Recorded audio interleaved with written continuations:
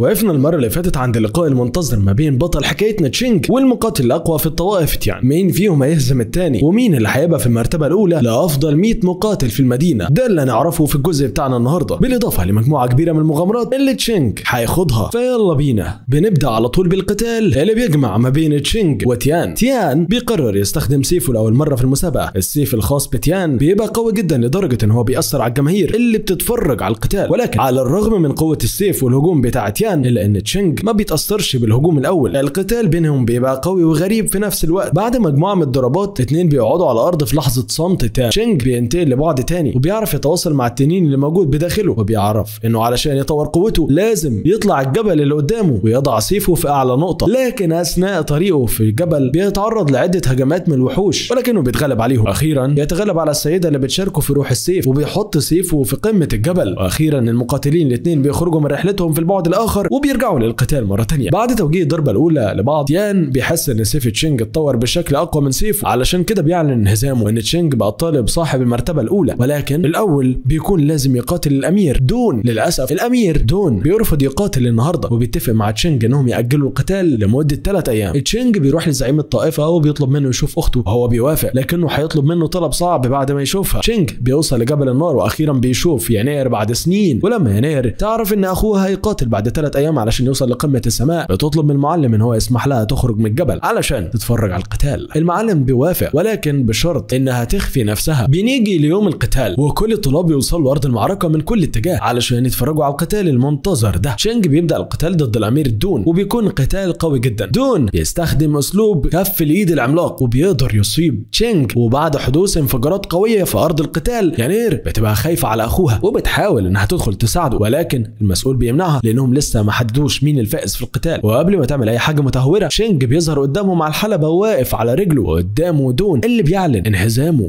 وقبل ما يعلنوا ان تشينج هو بطل الطائفة وفي المرتبة الأولى بيوصل أحد المقاتلين من السماء، وعلى الرغم انه باين عليه ان هو تافه شوية إلا ان الأمير دون بيدعوه أخويا الكبير، وده بيكون شيان. شيان بيبقى وصل لمستوى عالي جدا من الطاقة أثناء رحلته، ومفروض أصلا يبقى خارج التصنيفات لكنه بيبقى مصمم يقاتل في المسابقة. ولكن لما يناير بتطلب منه ما يشاركش بيوافق، لكنه بيكون عارف يناير ويعتبر من الدفعة بتاعتها في منغوليا الداخلية، وفي الآخر بيقرر انه يقاتل تشينج لكن بدون تأثير على رتبته الأولى. وكمان القتال بيبقى مجرد استخدام للسيوف، محدش هيستخدم طاقته الداخليه. شيان بيبقى فقير ومش معاه سيف قوي لدرجه ان تشينج بيكسره اثناء القتال وبيروح يطلب سيف من يناير علشان يكمل بيه، ولكن في الاخر تشينج بيقدر يفوز على شيان. بعدها تشينج بيروح مع تيان ودون يقابلوا زعيم الطائفه لانهم اصحاب المراكز الثلاثه الاولى، وبيوزع عليهم الهدايا بتاعتهم. بعدها بيكلمهم في السبب الرئيسي لاستدعائهم بما انهم افضل 3 مقاتلين في المدينه، وبيبلغهم ان هدفهم هو الوصول لطريق تشينجون علشان يزودوا طاقتهم. ولكن بيوضح لهم ان طريق تشينجون مش مناسب لقوته وان مستواهم اعلى منه بكتير وانهم محتاجين يروحوا لامبراطوريه الفانتيان. تشينج بيعرف ان المعلمه سو موجوده في امبراطوريه الفانتيان وبيكون عايز يروح، ولكن زعيم الطائفه بينصحه يهتم بتدريبه الفتره دي. وبعد خروجهم للجماهير السماء لونها بيتغير والظلام بيحل على المكان. الكل بيدرك ان ده يبقى سيد السماء وملك جبل الشيطان. يطلب من زعيم الطائفه يرجع ينير لجبل الشيطان وهي بتبقى خايفه جدا. في النهايه بيهددهم ان لو ينير ما ظهرتش في الجبل خلال شهر هيدمر الطائفه ويخفيها من العالم كله. تشينج بيطمنها وبيوعدها ان الشخص ده او الكائن ده مش هيقدر ياخدها طول ما هو عايش. زعيم القبيله بيبلغ تشينج ان الشخص ده اقوى منهم كلهم وبيطلب منه يسامحه لو ما قدرش يحمي ينير. بعدها زعيم الطائفه بياخد التلاميذ الثلاثه لطريق الفانتيان وبينقلهم من بوابه الابعاد وبيعبروا من العاصفه الفضائيه. وفي الناحيه الثانيه في امبراطوريه الفانتيان بيكون زعمائها مستنيين تلاميذ الطائفه. زعماء الفانتيان بيتنمروا على تشينج ورفاقه ما بيصدقوش قوتهم الكبيره اللي بيتكلموا عنها. واحد من طلاب الفانتيان بيهجم على تيان ولكن تيان بيتغلب عليهم بكل سهوله، والكل بيتصدم اذا كان ده الطالب صاحب المستوى الثالث وصاحب المركز الاول عامل ازاي. الامبراطور بيوقف القتال وبيطلب من كل التلاميذ يستعدوا علشان يدخلوا بوابه الفضاء. تشينج بيدخل لبوابه الفضاء وبيقدر يستخدم طاقه الفضاء والتنقل فيها. بعدها بيتنقل لارض النار وبيقدر يعبر بحر النار بكل سهوله. تلاميذ الطائفه الثانيه بيستخدموا تشينج كفار تجارب وبيخلوه يعبر البحر قبلهم، وكمان بيسيبوه يقاتل تعبان النار لوحده. لكن كل ده ما بيفرقش مع تشينج اللي بيقدر يتغلب على تعبان النار. وبعدها بيبدا يتحدى مع تشينج بسبب قوته وبيساعدوه في قتل الوحوش الناريه. بعد اجتياز الاختبار ده تشينج بيسمع مقاتل اسمه مقاتل محاكمه بيروح الكهف بتاعه علشان يتحداه، ولكن الحراس بيمنعوه لانه ضعيف جدا وهيقتله بسهوله. ساعتها تشينج بيتعصب عليهم وبيضربهم فبيسمحوا له يعبر الكهف الكهف، وبعد عبوره بيتعرض لهجوم من العناكب السامه، ولكن مجموعه من المقاتلين من العشيره بيقتلوهم وبينقذوه. يكتشف بعدها ان دول تلاميذ طائفه بونديان، والاثنين بيدخلوا مع بعض في قتال، ولكن تشينج بيستخدم سرعته وبيهرب من غير ما يعرفهم مكانه. وبعد شويه بتظهر صناديق الكنوز على الجبل، وبتبقى الوانها مختلفه، وكل صندوق بيحمل غرض ثمين. كل التلاميذ بيتنافسوا على الوصول للصناديق دي، وبنشوف القاده اللي بيتابعوا المنافسه بيتكلموا عن الصندوق الفضي وان مفيش اي طالب نجح في الحصول عليه قبل كده. واحد من التلاميذ البارعين في المسابقه بيكون دياو، بيقدر يوصل لكهف غريب وسط الجبل. اول ما بيدخل الكهف بينفجر فيه، ولكنه ما بينجحش في الوصول لصندوق الكنز الازرق. بعدها تشينج بيتبعه وبيتسلق الجبل، ولكنه لما بيوصل لكهف النار ما بيأثرش فيه. بعدها تشينج بيكمل تسلق الجبل وبيسبق دياو بيلاقي ان تشينج سبقه، فبيعرف ان هو خصم مش سهل، وبيستخدم قوته كلها علشان يكمل معاه الطريق. ولما بيلاقوا نفسهم مضطرين يدخلوا الكهف، دياو بيخاف بسبب الوحوش اللي موجودين، ولكن تشينج بيقاتل الوحش وبيحاول يقضي عليه، ولكن بيكون قوي جدا. دياو بينقذه من ضربة الوحش، وبيقرروا يتحدوا مع بعض علشان يقتلوه، وفي النهاية بيقدروا يبعدوه عن المكان. وتشينج بيفضل يضحك على دياو لانه كان مستخبي وقت القتال. بعدها بيوصلوا لصندوق الكنز الذهبي، ولكن في الوقت ده الكل بيسمع صوت مرعب بيأذي ودانهم، وبيعرفوا ان هو لملك الظل الاسود. والكل بيعرف ان اكيد تشينج وصل للكنز الذهبي لان ده